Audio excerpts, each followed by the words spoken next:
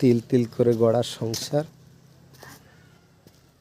পুরো জীবনের পুঁজি লাগিয়ে একটা শখের ঘর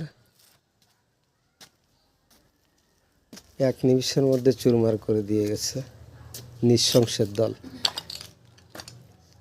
যে ঘরে আসার স্বপ্ন ছাড়া আর কিছু থাকে না, আর সেই ঘরে শুধু ছাই আর ভাঙা আসবাবপত্র, আর যে আশ্রয়স্থলে যে আশ্রয়ের টিন বা ছাদটা উপরে থাকে তা এখন পায়ের তলায় আছে।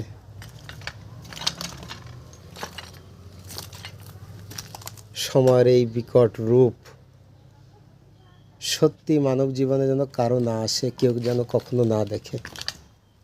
মানুষ আজ নিঃস্ব, আজ কেউ পথে বসে, কেউ গাছতলায় বসে খালি হাহাকার করছে আর ভগবানকে ডাকছে, হে ঈশ্বর আমরা কি দোষ করেছি তাই এই দুর্দিন আমাদের সামনে এনে দিলে।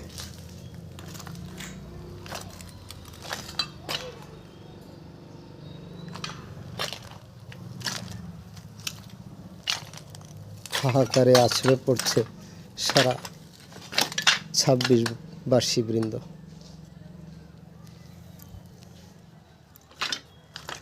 শুধু ছাই, সারা আশা ভরসাগুলো পুড়ে ছাই হয়ে সামনে শুধু সাক্ষী দিচ্ছে যে আমরা একদিন ছিলাম,